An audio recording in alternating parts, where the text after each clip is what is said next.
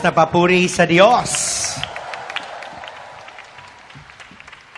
Ating pakinggan ang magandang balita hango sa sulat ni Santiago sa kabanatang 3 sa talatang 13 hanggang 18. Unahin po natin ang wikang banyaga. James 3:13-18. Who is wise in understanding among you?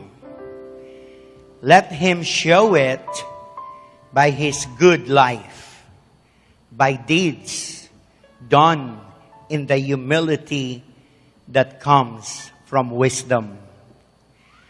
But if you harbor bitter envy and selfish ambition in your hearts, do not boast about it or deny the truth. Such wisdom does not come down from heaven, but is earthly, unspiritual, of the devil. For where you have envy and selfish ambition, there you find disorder and every evil practice. But the wisdom that comes from heaven is first of all pure, then peace-loving, considerate, submissive, full of mercy and good fruit, impartial and sincere, peacemakers who sow and peace raise a harvest of righteousness. Purihin natin ang Panginoon. Sino sa inyo ang marunong at nakauunawa? Ipakita ninyo ito sa pamamagitan ng wastong pamumuhay na bunga ng kapakumbabaan at karunungan. Ngunit, kung ang naghahari sa inyong puso ay inggit at makasariling hangarin, huwag ninyo iyang ipagmalaki at huwag ninyong pabulaanan ang katotohanan. Hindi galing sa Diyos ang ganyang karunungan, kundi mula sa Diablo, makasanlibutan at makalaman. Sapagkat saan man naghahari ang inggit at makasariling hangarin, maghahari din doon ang kaguluhan at lahat ng uri ng masamang gawa. Ngunit, ang may karunungan mula sa Diyos, una sa lahat ay may malinis na pamumuhay. Siya'y maibigin sa kapayapaan, mahinahon, mapagbigay, mahabagin, at masipag sa paggawa ng mabuti. Hindi nagtatangi at hindi nagkukunwari. At namumunga ng katwiran ang binhi ng kapayapaang inihahasik ng taong maibigin sa kapayapaan. Purihin, purihin, purihin natin ang Panginoon. To God be the glory.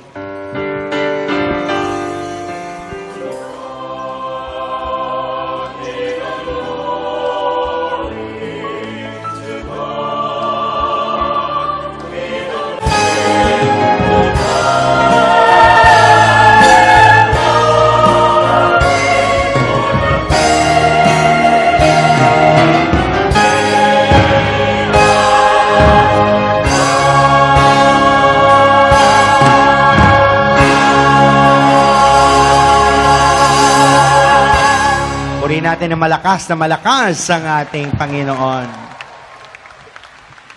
Brothers and sisters, I have good news for you. For according to James chapter 3, verse 13, it says, "Who is wise and understanding among you? Let him show it by his good life, by deeds done in the humility that comes from wisdom." Sino sa inyo ang marunong at makauunawa? Ipakita ninyo ito sa pamamagitan ng wastong pamumuhay na bunga ng kapakumbabaan at karunungan. Purihin natin ang Panginoon.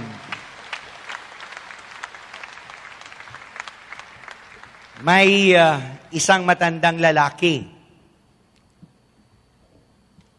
For sure, hindi yon si Mayor Lim. Ginagalang at hinahangaan sa kanyang karunungang taglay. Ang pangalan ng matandang lalaking ito ay si Tatalino. Sabihin nyo, Tatalino. Siya'y sinasanggunian ng maraming tao na may mga mabibigat na suliranin. May isang binata, as usual, mga bata, mga pinata sa generation ngayon, hindi mo kaagad basta mapapabilib. Kaya may isang binatang hindi bilib o humahanga sa karunungan ng matandang ito. Binabalak niyang subukin ang karunungan ng matandang ito. Kaya't isang araw, naghanda siya sa kanyang pakikipagkita kay Tatalino, kilala sa kanyang bantog na karunungan. Naisip ng binata, so wika ng binata sa kanyang sarili, magdadala ako ng ibon at itatago ko sa likod ng aking kamay. Pahuhulaan ko sa kanya kung buhay ba o patay ang ibon na tangan ko sa aking kamay. Pag ang sagot niya ay buhay, aking pipisilin sa lieg para mamatay. Ngunit, pag sinabi niyang patay, luluwagan ko ang kapit sa ibon para hindi mamatay at lumipad. Nawika niya sa sarili ito. Kahit anong sagot niya ni Tatalino, tiyak, hindi niya ako maiisahan. At makikita ko kung anong klaseng karunungan at ipakikita ko sa kanya na ako rin ay may karunungan at katusuhan. Kinabukasan, nagharap sila ng matandang paham, wika ng binatilyo. Tatalino, bantog ang iyong karunungang taglay. Ngunit, nais kong subukan ang iyong angking karunungan. Tangan ko sa aking likod ang isang ibon. Hulaan mo, buhay ba o patay? Ang ibong tangan ko sa aking kamay. Hindi sumagot ang matanda. Kaya't muli siyang hinamon ng binatilyo.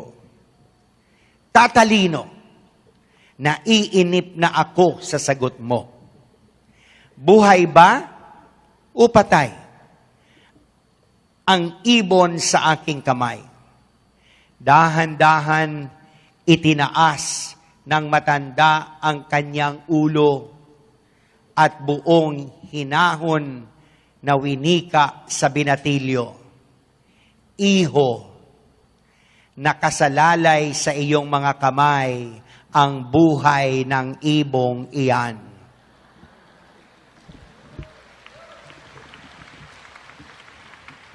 Mga kapatid, kay Kristo, nakasalalay sa inyong mainam na pakikinig ang biyaya na inyong tatanggapin ngayong gabi.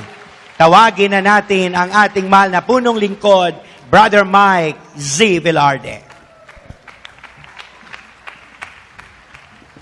Kumusta na mga tatalino? Thank God! I am blessed. Happy and prosperous talaga! Magaling na, mayaman pa, matalino, matuwid, marangal, wagas ang pag-ibig, malaya, payapang kalooban, maginhawa at matagumpay!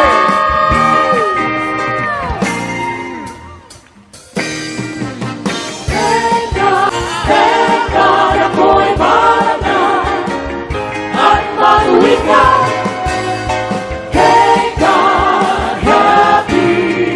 Pag-ibig ko'y wagas na. Happy and prosperous talaga. Happy and prosperous talaga. Thank God, I am blessed. Happy and prosperous talaga. Magaling na, mayaman pa, matalino, matuwid, marangal, wagas ang pag-ibig, malaya, payapang kalooban, maginhawa at matagumpay.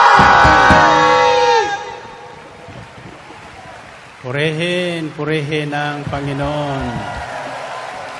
Okay, taas ang kamay. Unang tanong, sino sa inyo ang wais? Totoo?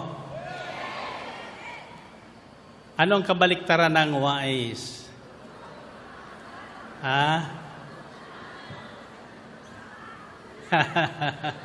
Ano?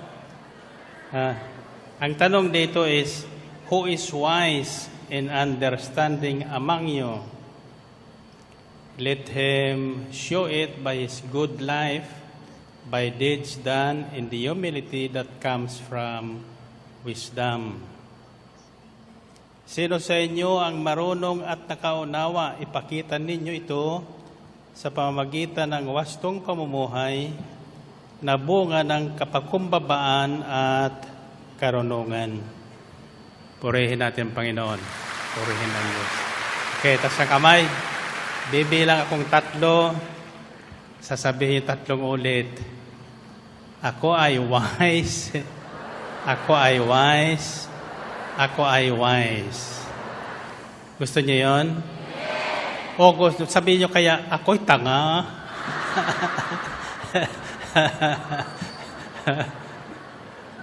Ganito na lang ha. Dalawang wise. Sabihin nyo, ako'y wise. Ako'y wise. Pagkatapos sabihin nyo, hindi ako tanga. Sabihin niya nga. Wise, ako'y wise. Hindi ako tanga.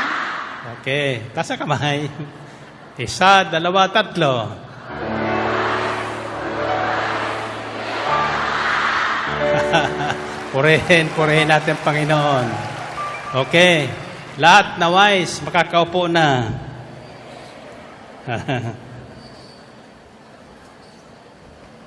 Susuriin natin ngayon ang ating kalalagayan kung tayo ay wise o kaya tayo ay tanga.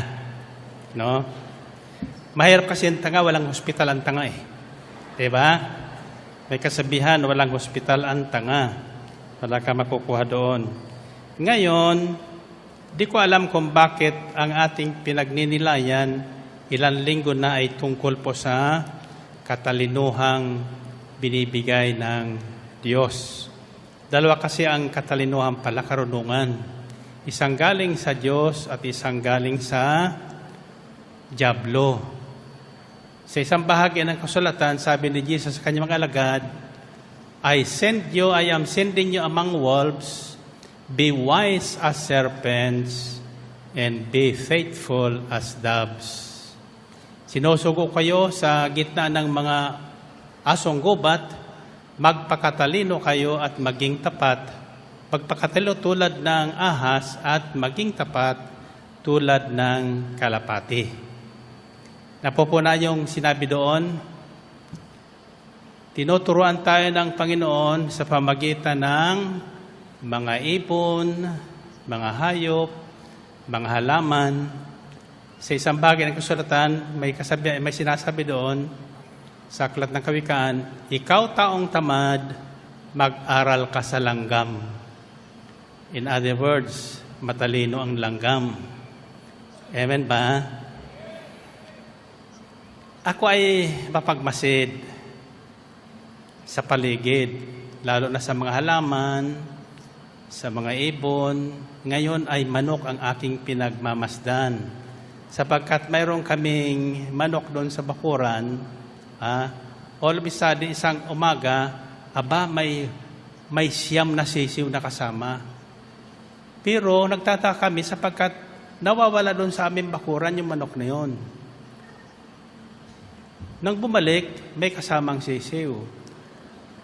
Sa tingin ko, doon siya naglilim sa kabilang bahay. Kasi yung kabilang bahay, walang tao. Bakante. Sa tingin ko, matalino siya. Alam niyo kung bakit? Mayroon kasi yung aking katulong, may inilagaan na bata. Paglilimang taon na ngayon.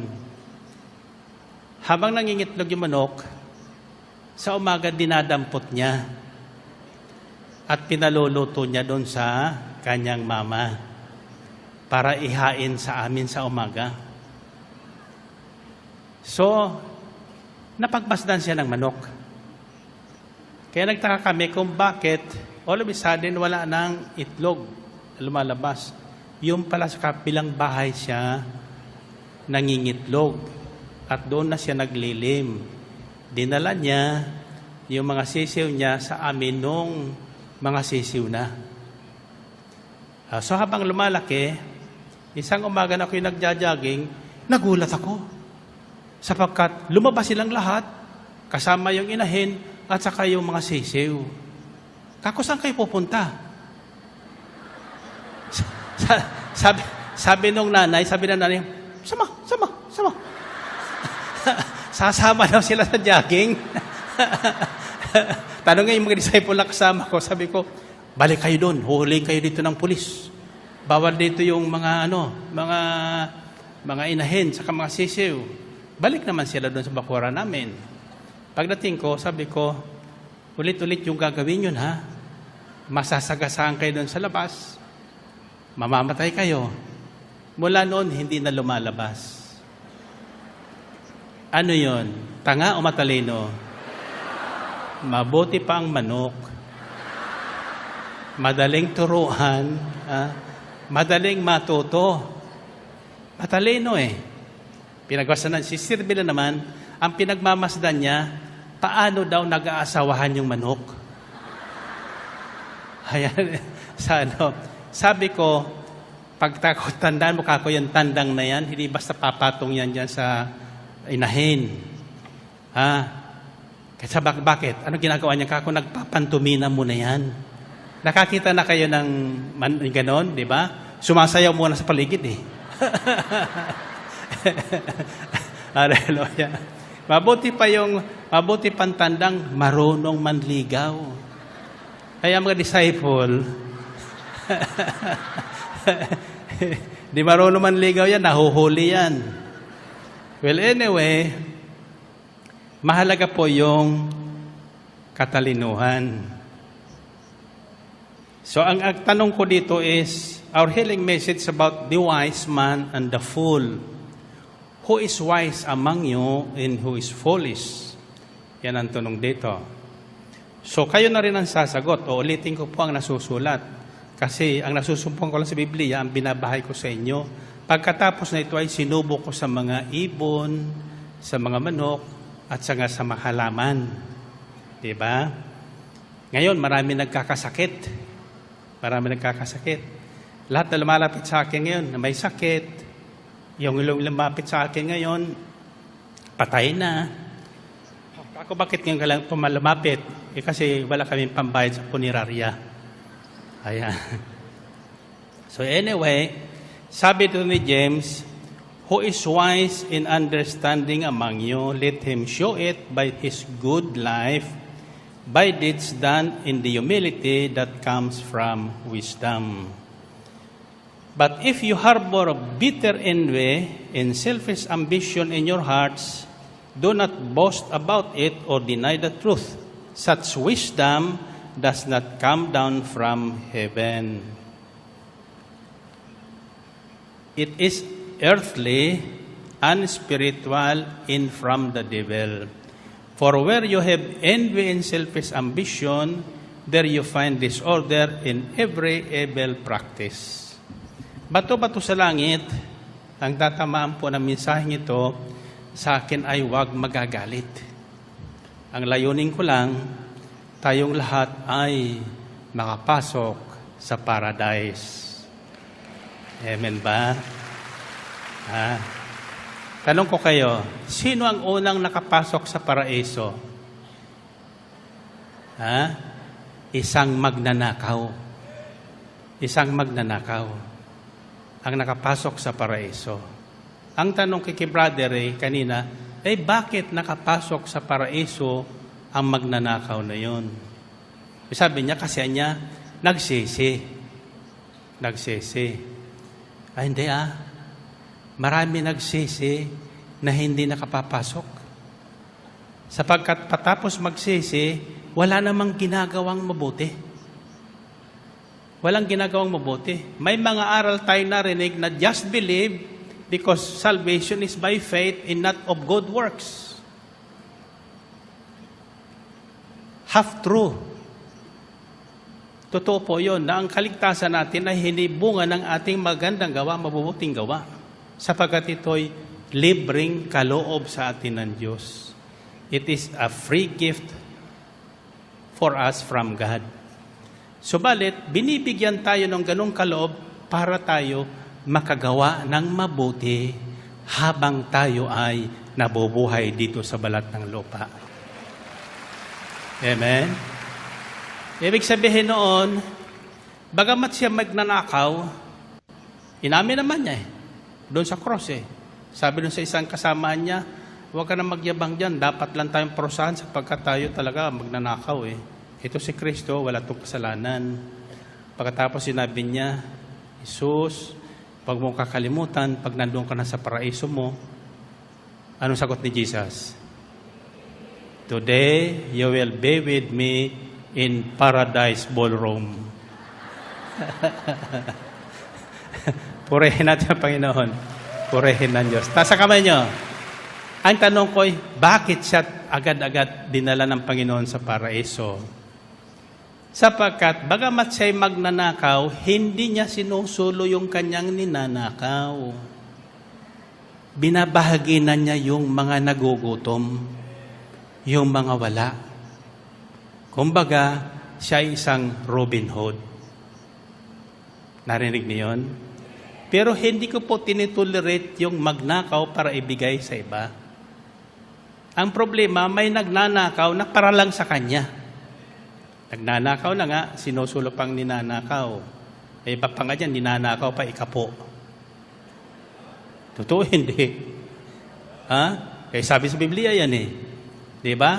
Sabi ng Diyos yun So, yung matalino,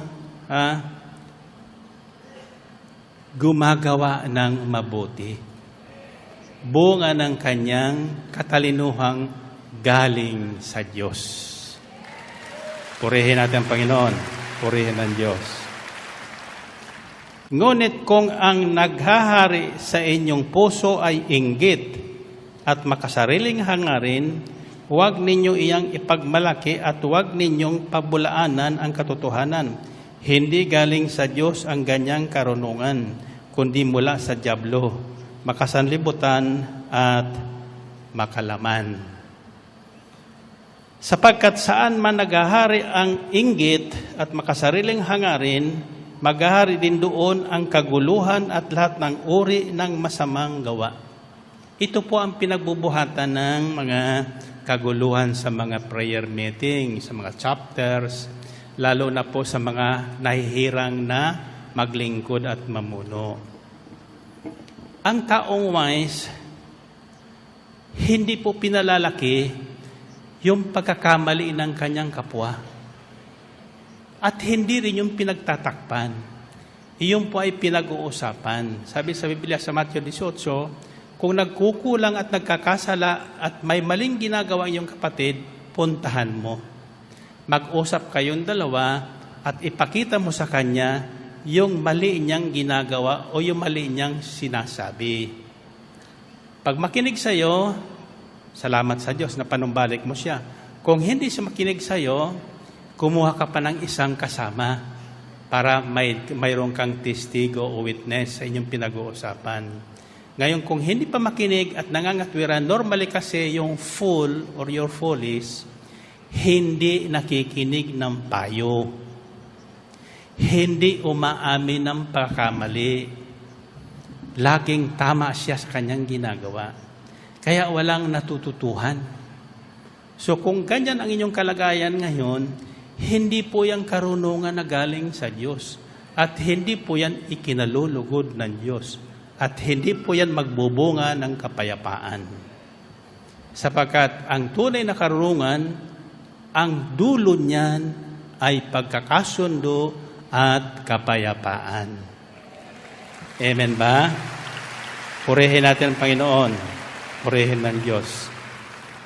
Noong isang Sabado, naitanong ko sa inyo, kung natatandaan nyo, ano ang pagkakaiba ng knowledge and wisdom? Ano ang pagkakaiba ng kaalaman at katalinuhan? May pagkakaiba yun. Kaalaman at katalinuhan. May mga taong maraming nalalaman, may kaalaman, pero hindi umaasinso sa buhay. Hindi nagbabago ang buhay. Bakit? Wala siyang katalinuhang ginagamit para yung kanyang kaalaman ay makagawa ng mabuting bagay na magpapabuti sa kanyang kalagayan at sa kanyang kapwa. Amen ba? So, knowledge is knowing. Alam. Natututuhan natin sa school yan. Alam natin 1 plus 1 equals 2 sa school. No? Pero sa El Shaddai, magugulat kayo. 1 plus 1 equals? Bakit nagkaganon? Kasi mayroon na silang katalinuhang galing sa Diyos. Amen? Nakikita nila yung hindi nakikita ng iba. Bibigyan ko isang halimbawa tungkol sa matalino at may kaalaman. Nasabi ko sa inyo, babahay ko sa inyo, paano ako nahango sa kahirapan. Hindi po ako nagnakaw,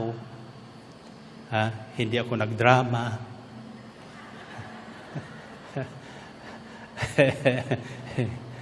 Ako po ay hindi magnanakaw, hindi ako madrama, at hindi ako, ano yung isa? Sikat.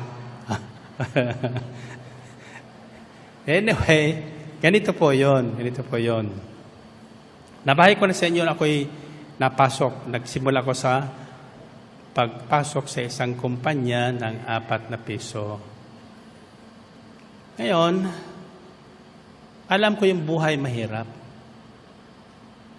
Lahat na kahirapan, dinaanan ko na. No? So, ako po'y nangarap na makaahon ang aking pamilya, mga magulang, sa kahirapan. Para maganap yon, kailangan ako ay mag-aral. Sa mga batang nakikinig ngayon, iyan ang pangunahing tungkulin ng bata sa paglaki, yung mag-aral.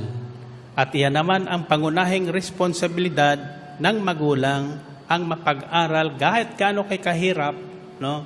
Igagapang nyo yan para mapag-aral nyo ang inyong mga anak. Sapagkat sa sandaling sila po ay magkaroon ng kaalaman at nagkaroon ng takot sa Diyos, yung kaalaman na yun ay magagamit nila kapag nagkaroon sila ng katalinuhang galing sa Diyos para gamitin yung kanyang kaalaman. In other words, wisdom is the ability to put your know-how into use, good use. Wisdom is the ability to put your know-how or knowledge to good use. So may mga tao kasing maraming alam, mayroon ka akong alam dyan, doktor, konduktor, engineer, isang tao lang yan, 4 ang titulo. Pero, hindi niya alam paano gamitin yung kanyang mga natutuhan na yun. Anong kailangan niya? Talino. So anyway, nasimulan ko nung isang Sabado yung ako'y nagdeposito ng unang sweldo ko na 10 peso sapagkat ang bala ko noon tuwing pangsusildo ko, magdedeposito ko ng 10 peso hanggang sa makabayad ako ng aking utang. Kaya lang yung utang ko, nung ako'y nag-aaral, hanggang ngayon sinisingil ako yung aking pinagkautangan. Ngayon sinisingil ko na siya, sabi niya sa akin, Brother Mike, hindi mo masisingil yun sapagkat yun ay binhi na aking tinanim sa matabang lupa. Sabi ni Sister Belen yun. Kaya lahat na bunga ng aking kaalaman ngayon, siya ang nag-aani sapagkat yung binhi ay kanya. Kako, paano nangyari yun? Sapagkat niya nang ikaw'y lumapit sa akin, hindi makakagraduate kung hindi kita pinahiram ng 20 pesos. Purihin natin ang Panginoon. Purihin ang Diyos. You see, you don't need a big investment to become rich, to change your life. All you need is a small amount planted at the right time, at the right place, and in the right hand. So tinanggap ko na sabi ko, ngayon kako inaamin mong ako'y isang matabang lupa na inyong nahasikan. Ang sabi niya, hindi ba dyan sa El Shaddai marami ding yumayaman? Kako, bakit?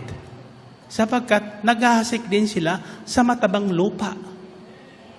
Iyan ang matalino. Hindi basta-basta naghahasik. Hindi basta-basta nagbibigay. Tinitingnan niya kung yung kanyang hinahasikang lupa ay mataba. Kung yung kanyang pinagkakatiwalaang tao ay matalino at kanyang mapagkakatiwalaan. Amen ba? Okay.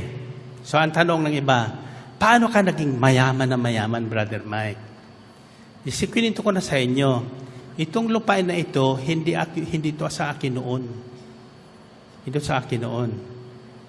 Yung may-ari nito, nagkaroon sa akin ng sagutin doon sa multinational. Sa lupa nila doon, yung bahagi ko nakalimutang ibigay sa akin 1 hectare. Out of 25 hectares na dinivelop ko sa multinational village, yung phase 1 ng multinational village, supposed to be 1 hectare doon ay sa akin ibibigay nila. Kasi hati kami sa lupa. Nakalimutan nila na ibenta nila sa iba. Hindi ko siningil sa kanila yon. Nang sila'y lumapit sa akin, pasensya ka na, Mr. Velarde, di pa ako Brother Mike noon. Anyway, sabi niya, marami pa kaming lupa. Hindi namin ipagbibili sa ibang tao lupa namin yan kung hindi daraan sa iyo. Noon, ang mga tao matatanda, may salita. May palabra de honor. Walang kasulatan. Palabra de honor. Pag ipinangako nila, hanggang sa mamatay, hindi nila ibibinta ang pangakong yun. Paninindigan nila ang pangakong yun. Narinig niyo yun? Bakit? Sapagkat yun ang talinong binigay sa kanila ng Diyos.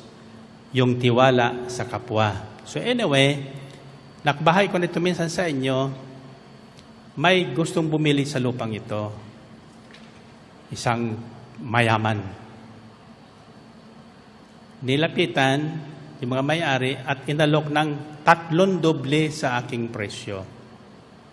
Pero hindi sa kanya bininta. Ang sabi sa kanya, puntahan mo si Mr. Velarde. Kasi hindi namin siya ito mabibinta kung hindi daraan sa kanya. So, inibitan ako sa isang tanghalian, nag-usap kami, pinaragalan ko siya, pinaragalan niya ako, pagkatapos sinabi niya ang bagay na ito. Sabi ko, hayaan mo at kakausapin ko ang may-ari. Kako, magkano mo sa akin bibilhin? Ang sabi niya sa akin, kung magkano ang ipipresyo mo, iyan ang bibili ko sa iyo. So, ang ginawa ko, pinunta ko yung may-ari, kinausap ko. Sabi ko, kung ibibenta natin ito, mga asinan ito noon, maliit na halaga lang. Pero kako, kung magtitiwala kayo sa akin, tatambakan ko muna, lalagyan ko ng karsada, may ibibenta natin ng mas malaking halaga kaysa inaalok ngayon. Ano ang gusto mong gawin? Kako, maglagdaan tayo ng kontrata, didevelop ang property nyo, hati tayo.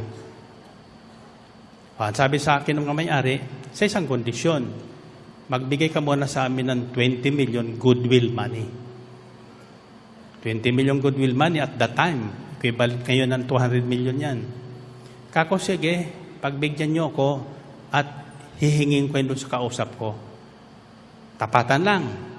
Basta maging tapat ka. Sabi sa Biblia kasi, ang mapagkakatiwalaan sa maliit na bagay, pagkakatiwalaan sa malaking bagay. Amen ba? So, naglagla kami ng kasunduan. Dinala ko doon sa aking kausap. Sabi ko, ayaw ibinta, gusto i-develop ko muna. Hati kami. Kung gusto mo kako, punduhan mo ako sapagkat wala kong perang ganong halaga, hati tayo doon sa aking kalahati. Kumbaga, out of 16 hectares, 8 hectares mapupunta sa akin. Kung ikaw ang magpupundo, hati tayo. Ano ang kapital ko? Ha? Wala akong perang nilabas, ito lang, at sa kalaway. Diba? O sige niya. Sabi ko, ang pauna kako is, bigyan mo ko ng 20 million goodwill. Bakit? Sabi niya. Kasi ang kontratang niyan, hinihingan ako ng 20 million goodwill. O sige niya, bigyan kita. Sabi ko, dagdagan mo pa. Kaya bakit? Paano kung matatambakan yan? Wala akong sa simulan. Magkano ang kailangan mo? Kako 10 milyon. So right away, tumubo na ako ng 10 milyon. Wala pa akong ginagawa. Usapan pa lang. Pagkatapos sinabi ko sa kanya, gusto mo bilhin mo na yung isang parte ko, 1 hectare, sa presyo mo ngayon. O sige niya, hindi ko pa yun natatambakan. Kaya bago kami nagtapos ng usapan, ang tinanggap ko at that time is 65 million pesos.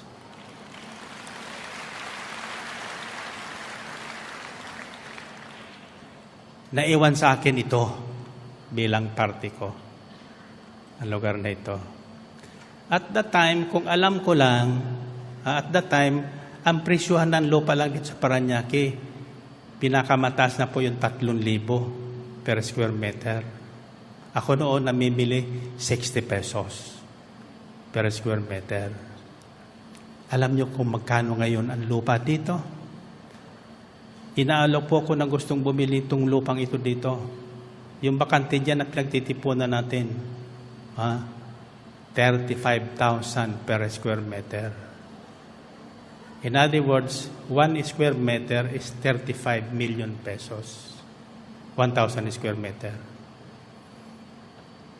Sabi ng isang kausap ko, may-ari ng Pure Gold, ang mahal naman. Ang mahal ng lupa mo. Mahal pa sa ginto. Sabi ko, talaga. Kakala mo bakit? Ang ginto mo gagaling sa lupa. Kahit pure gold yan. Ba? Kahit ako pure gold yan, mas mahal pa rin yung aking lupa. Sapagkat yung lupa ko hindi na nadadagdagan. Ang lupa na uubos. Ang ginto hindi, nanganganak pa yan. Amen ba? So, mas mahalaga ang lupa kaysa ginto. Amen? Kaya ako, matalino. Hindi ako nagnegosyo ng ginto o ano paman. Lagi akong nasa lupa. At lagi akong nakatingin sa lupa. Habang akong naglalakad, hindi ako nakatingala. Tinitingnan ko yung aking nilalakaran sa lupa. Kung hindi, baka ako madapa. Nasundan nyo ba? Yung taong mayabang, laging nakatingala. Kaya nahuhulog sa imbornal. Nakakalimutan kung saan siya nang galing. Sa lupa tayo galing, ano man ang ating marating, kahit yumaman ka ng yumaman, tumalino ka ng tumalino, tandaan mo ito, sa lupa ka babalik. Purihin natin ang Panginoon. Purihin ang Diyos. So, yung pagkaiba ng knowledge and wisdom is, wisdom comes from God. Itinuturo sa atin ng Espiritu Santo. Inuudyukan tayo. Binubulungan tayo ng nararapat gawin natin. Kaya sa tao lang, mahirap sundin ang bulong ni Espiritu Santo sapagkat kabaliktaran sa nangyayari sa paligid. No? Sa mundo kahangalan.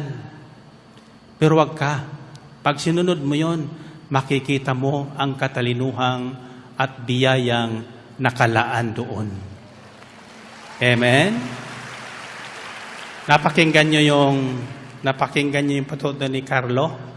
Ha? Noong ko rin na nalaman, siya pala, 4th grader lang.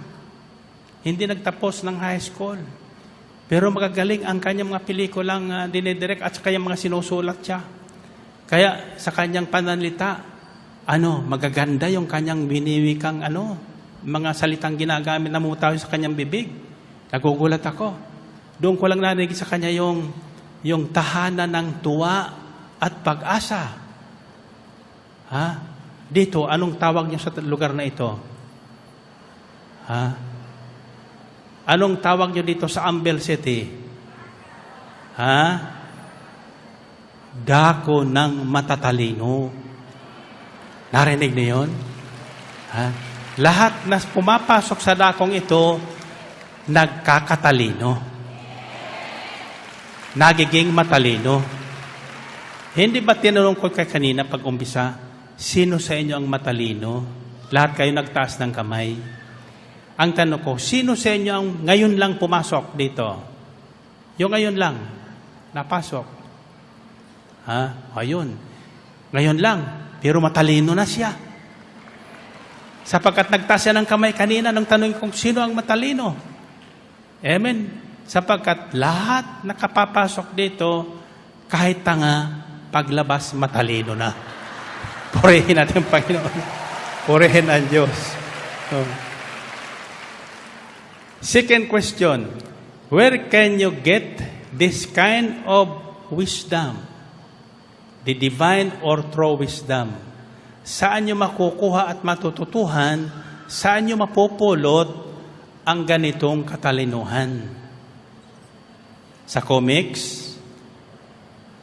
Sa sinihan? Sa telebisyon? Sa Facebook? Saan? Saan? Sa Biblia. Tanong ko, may Biblia ba kayo? Itaas nyo nga mga Biblia nyo. Ayan. Ayan, tatalino yan. Talino yan. Kung wala pa kayong Biblia, bumili na kayong Biblia. Pero may mga taong may hawak ng Biblia pero tanga. Alam mo bakit? Hindi naman binabasa yung Biblia nila. Hindi lang binabasa. Tingnan nyo ang Biblia na katabi nyo. Kung ay bagong-bago pa, dikit-dikit pa ang pahina, hindi pa nabubuksan yan. Amen? Sapagkat yung Bibliang gula-gulanit na, ang may hawak niyan, tiyak matalino na. Amen ba? Kasi alam ko, yung iba dyan, kasi nagtanong sa akin, Brother Mike, may Biblia na ako. Anong gagawin ko dito? Ako, di basahin mo? Ay, hindi niya ako marunong magbasa.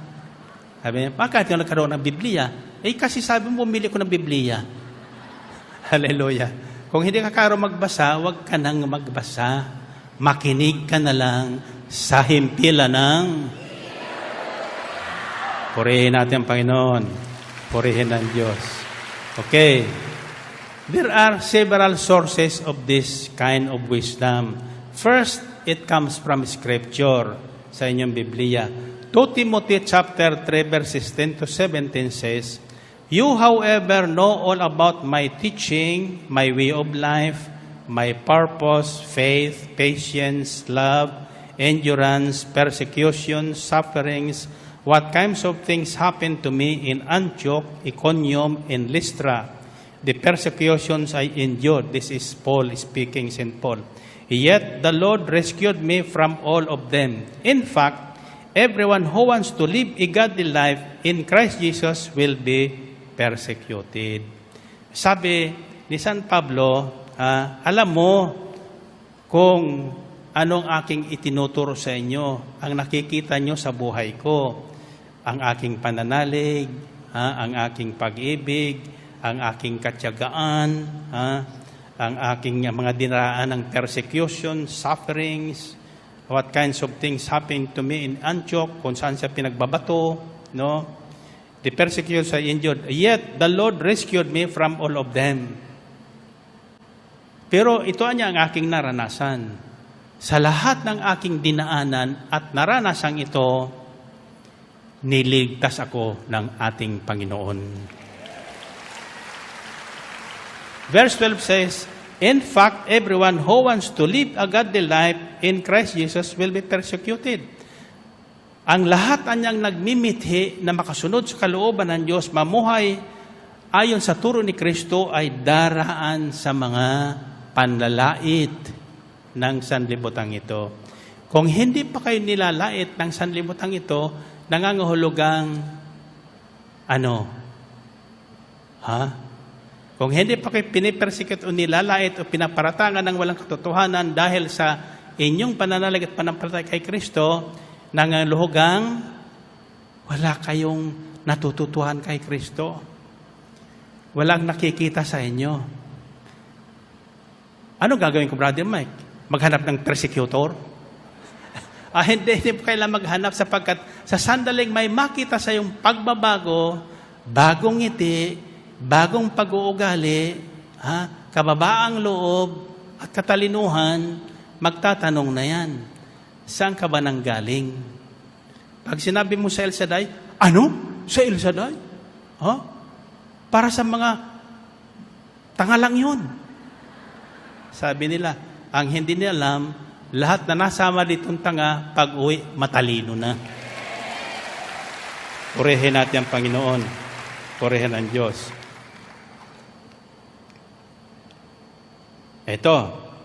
"But as for you, continue in what you have learned and have become convinced of, because you know those from whom you have learned it, and how from infancy you have known the Holy Scriptures, which are able to make you wise."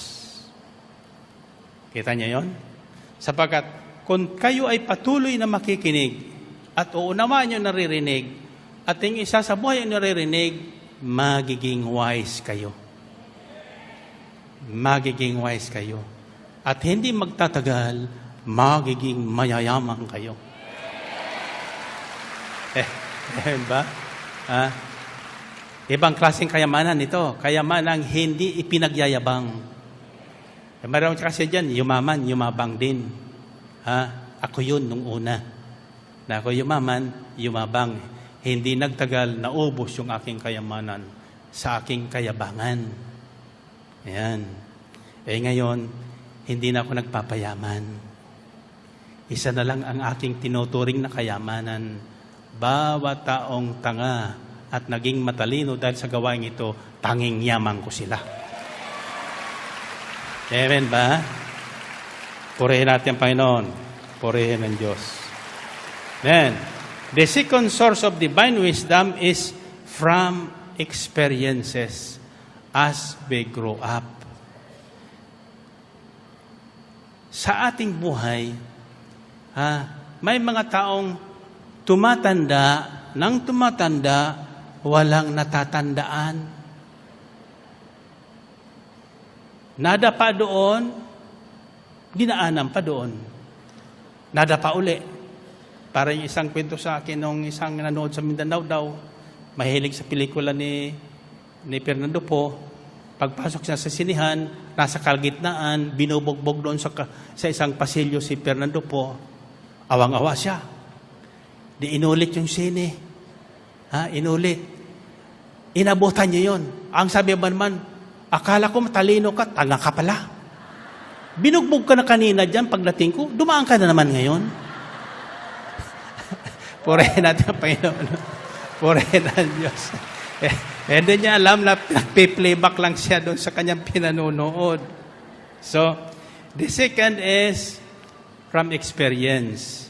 Sabi sa Roma 8:28, Romans 8:28, and we know that in all things God works for the good of those who love Him, those who have been called according to His purpose. Alam nating ang Diyos ay gumagawang kasama ang mga nagmamahal sa Kanya, yaong Kanyang mga tinawag. Sa lahat ng pangyayari, hindi man natin alam, gaano man kahirap yung ating dinaanan, nagtatagumpay tayo sapagkat kasama natin ang Diyos. Kasama natin ang Diyos. Sana doon sa mga pangyayaring yun, hindi po yung malungkot na pangyayari sa tagpong yun ang ating tinatandaan.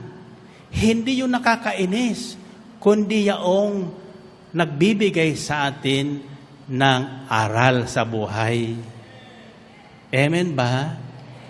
Ang problema natin, kaya tayo nagdataglay ng sama ng loob ng mahabang panahon sapagkat ang ating natatandaan sa pangyayari yung kung paano tayo nalugi, kung paano tayo dinaya, kung paano tayo nilait, kung paano tayo minaliit, yun ang ating tinatandaan.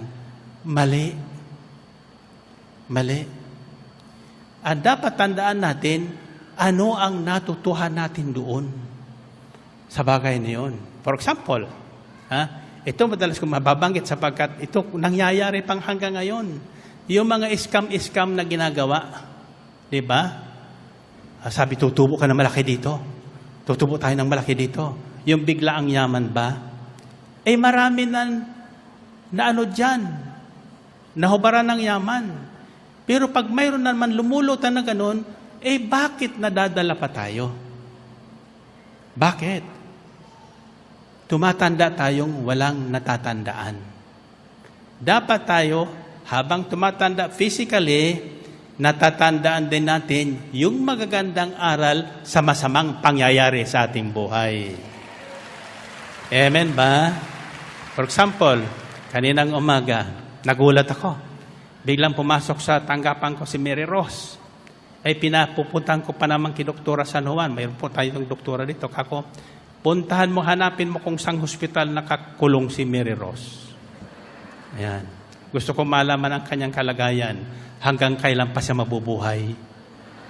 Hallelujah. Biglang pumasok sa akin kaninang umaga, kako, ano ka multo?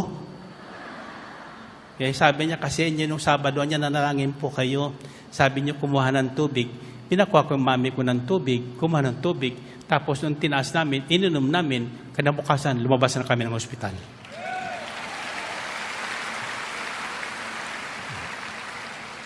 Kung ako kay Mary Rose, hindi ko natanong sa kanya, diyan ba, bakit ka nagkasakit?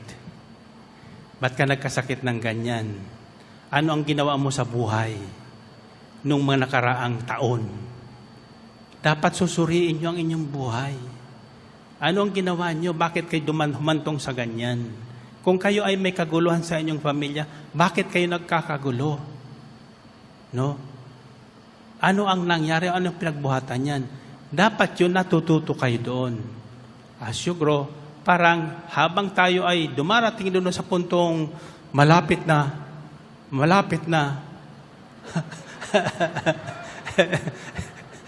tayo magkagawa, talagang pupunta tayo nung kagaya ko, 77 ako sa August.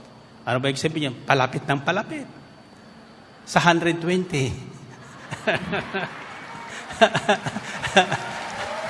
Are ba? Hallelujah. Alam mo, naisip ko lang yun.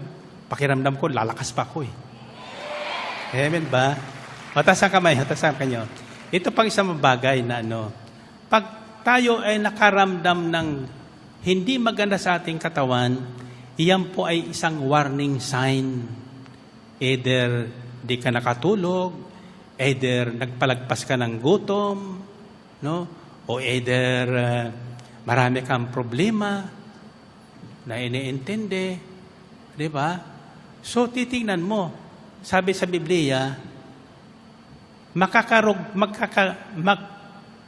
makakadugtong pa ba? Magkakaroon ka ba ng isang oras na dugtong sa buhay mo sa pag-alala mo sa maghapon? Can you add an hour to your life by worrying? Hindi makakadugtong yun. Nakakapaiksi pa ng buhay yun. So kung matalino ka, huwag mong isipin yung mga problema. Isipin mo yung magandang bagay na ginawa sa iyo ng Diyos. Amen? Tapos sa kamay nyo, pag may sakit naman kayo, huwag yung isipin yung kamatayan. No? Isipin nyo, mabubuhay ka pa ng matagal. Amen? Kahit na naghihingalo ka na, paisa-isa lang hininga mo, nandun sa paligid mo yung mga kamag-anak mo, sasabihin mo, tatawa ka pa, sabi mo, inhale, exhale, smile. Pagkatapos yung smile mo, nakagano na. Yung pala, tudas na. Purihin natin ang Panginoon. Purihin ang Diyos. Okay. Job, chapter 32, verse 6 to 12. Ito yan eh. One source of divine wisdom is yung being grown up. Experience. So Elihu, son of Barakel, the Brusite said, I am young in years, and you are old. That is why I was fearful, not daring to tell you what I know. I thought age should speak, advanced years should teach wisdom. But it is the spirit of a man, the breath of the Almighty, that gives man understanding. It is not only the old who are wise, not only the aged who understand what is right. Therefore I say, listen to me. I too will tell you what I know. I waited while you spoke. I listened to your reasoning. While you were searching for words, I gave you my full attention. But not one of you has proved Job wrong. None of you has answered his arguments. Sabi ng isang batang nakikinig doon sa mga kaibigan ni Job, sabi niya, kayo talaga ang tatandaan nyo na. Dapat matatalino na kayo.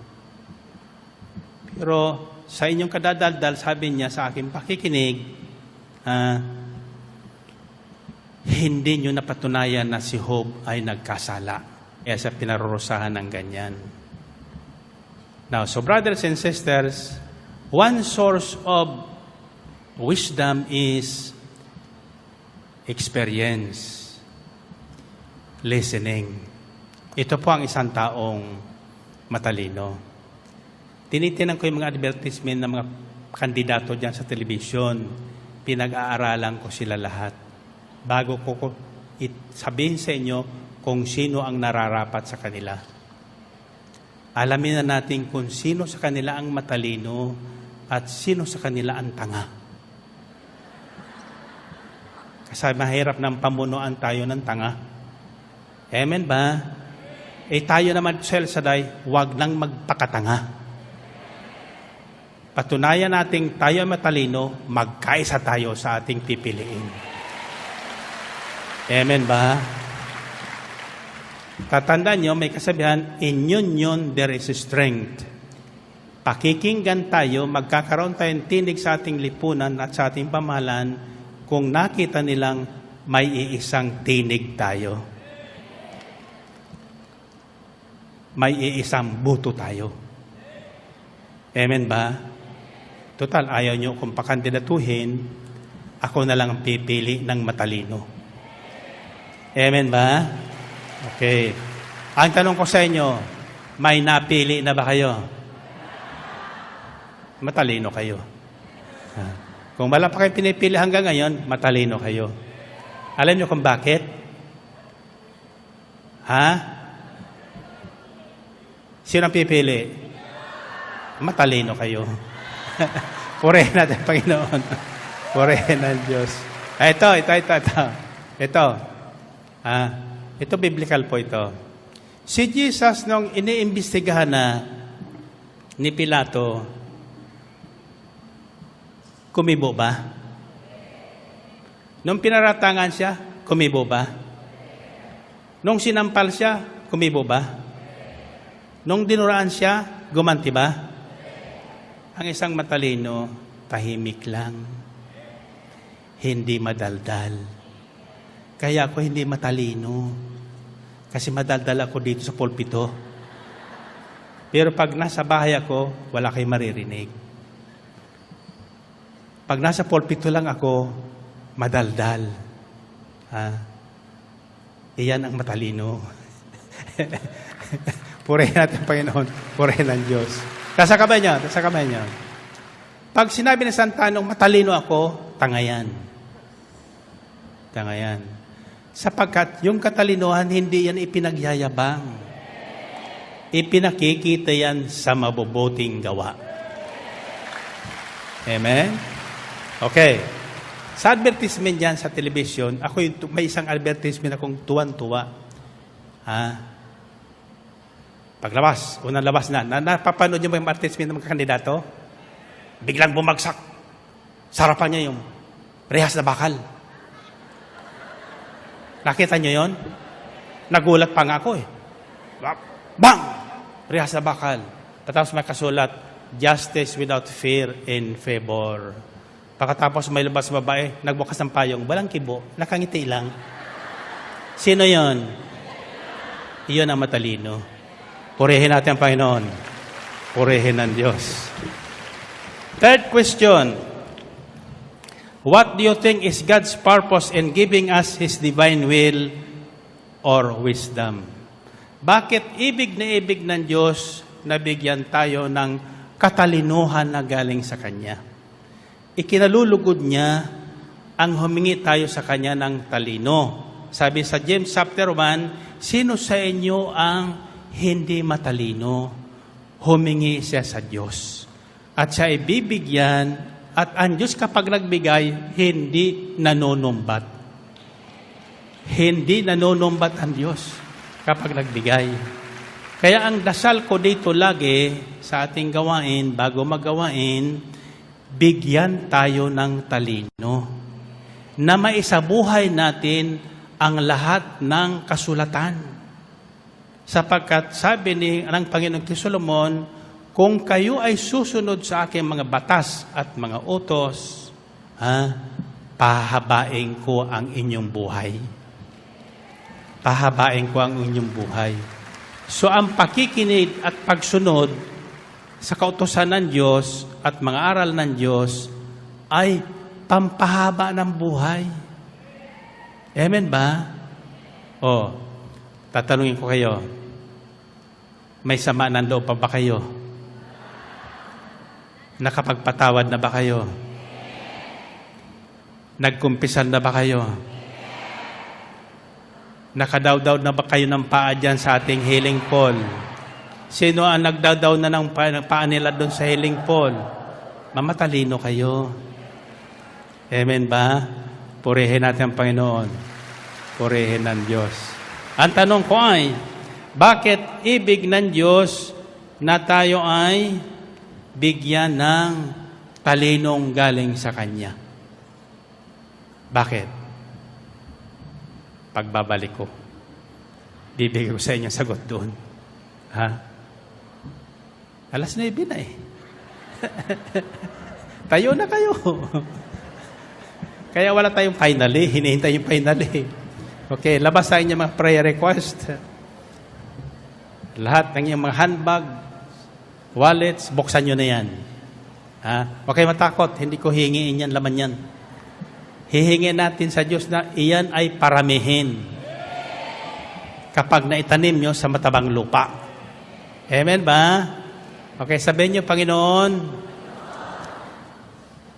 loobin nyo po na ako ay mapabilang sa mga taong matatalino, talinong nanggaling sa inyong bibig at ayon sa kasulatan. Pagpalain niyo po ang aking kaisipan at ang bawat hakbang na aking gagawin habang ako ay nabubuhay. Nang sa gayon, ang loobin mo na ako ay mamuhay ng ganap at kasiyasiya at tanggapin ko ang mahabang buhay at ang kaligtasan maganap ngayon sa ngalan ni Jesus. Amen? Amen. Kibaba ang inyong kamay, hawak kamay, and find your partner.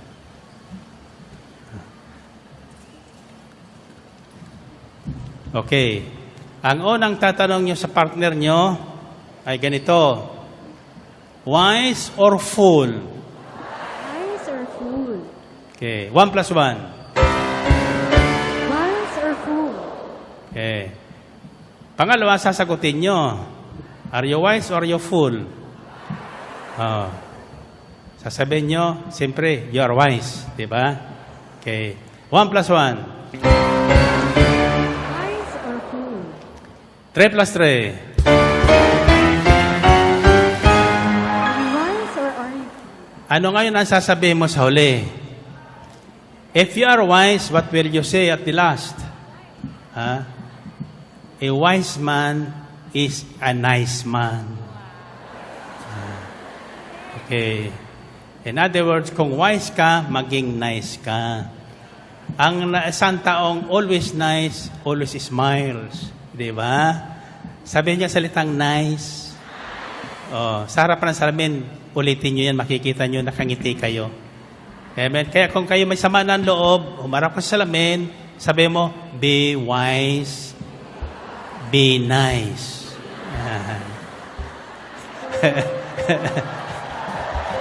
Amen ba? 1 plus 1. Wise or fool? 3 plus 3. I am wise. 7 plus 7.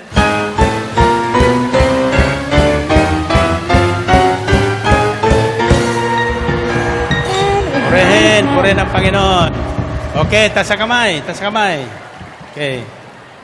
Ito'y pabaon sa inyo. Pabaon, ha?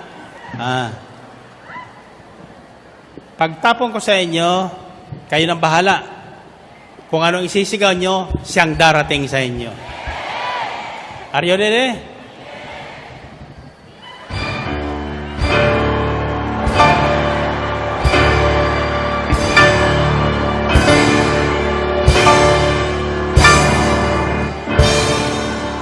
God bless you. See you next week. God bless you. Praise God! Hallelujah! Ayan, nakasalo ba kayo mga ka-pray partners? To be wise and be nice. Ayan. Siguraduhin nyo nakasalo kayo kahit playback ito. Ito po ay very powerful na papanahon na salita ng Diyos. Siyempre, hindi po nalalaos, hindi nasisira, at hindi naluluma. Ito ay laging bago.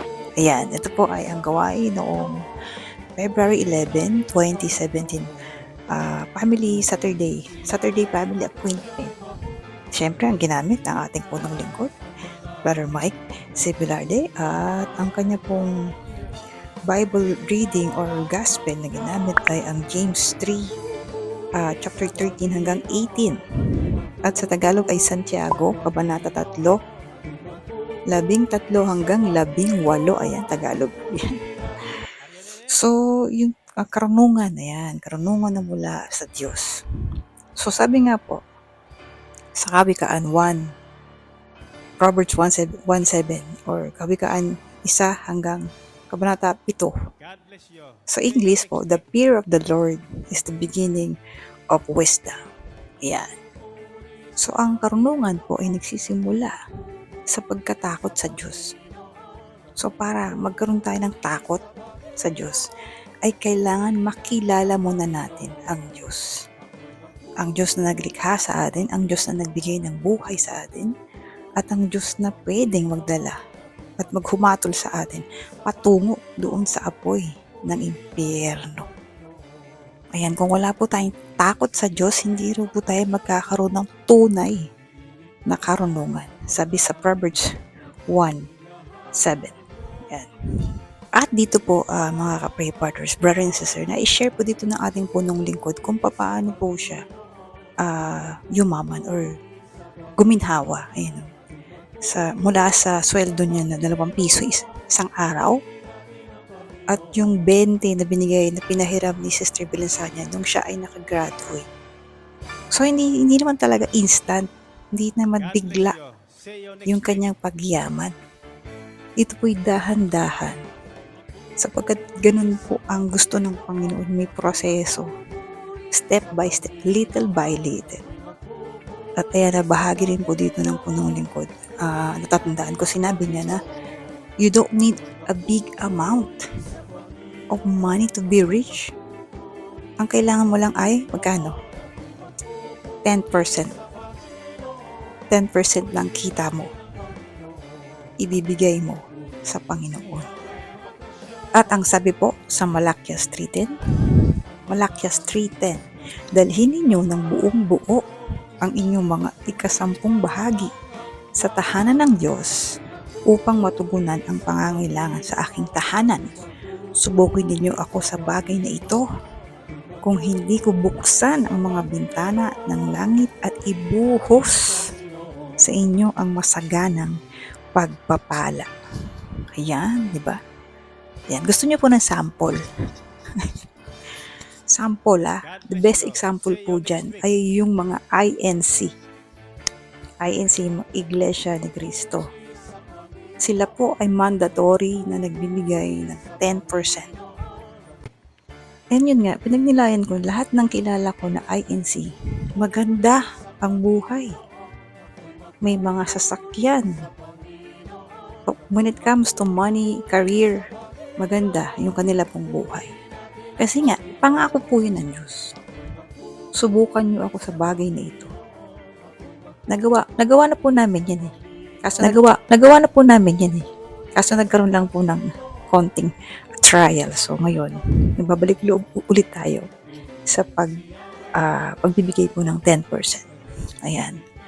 Ayan, sa loobin ng Diyos, wala nang hahadlang sa pagbibigay natin ng 10%. Ayan. So yun sabi ng punong lingkod, you don't need a big money para maging mayaman ka. Ang kailangan mo lang, 10%. Ibigay mo sa Diyos. At i-multiply niya iyan. Naku, exciting. Nabanggit din po ng punong lingkod, no? Yung unang nakapasok daw sa kaharian ng Diyos ay isang magnanakaw. No, si Barabas. So, dahil siya ay nagsisi siya at naniwala siya na ang kaharap niya ay si Jesus. Diba? Walang duda. Hindi siya nagsisi, hindi siya nag-alinlangan na si Jesus ang kausap niya. Kaya siya, ang sabi ng Lord is, ngayon din, isasama kita sa paraiso. Ko lang po itong nag-comment na si Brother Ronan Paraon. Ayan, nagustuhan ko po yung comment niya kasi humingi siya ng tawad. Ito po, ayan, basahin po natin. Lagay po natin dyan, exciting.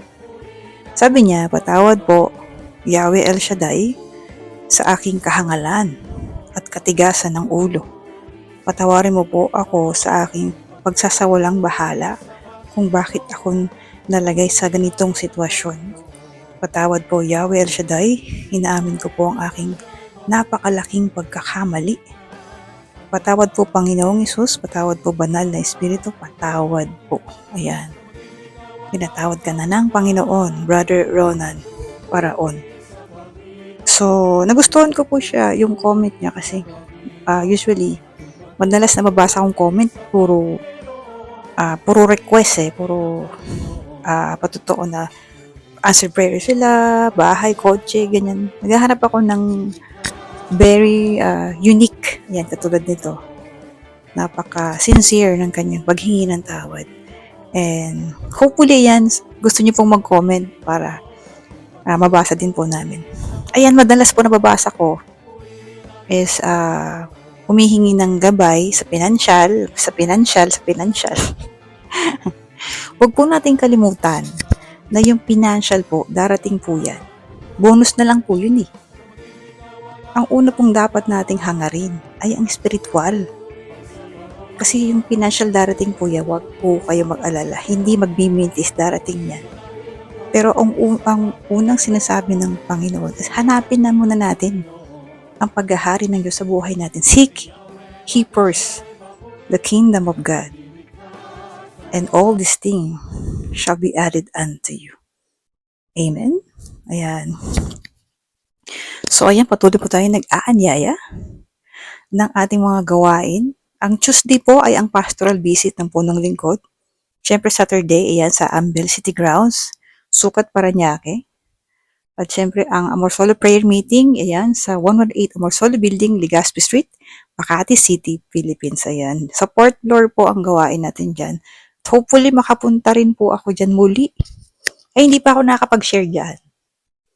So, pag loobin ng Diyos, makapag-share po tayo. Ayan, maraming salamat po mga ka-pray partners and see you sa next video. To God be the glory.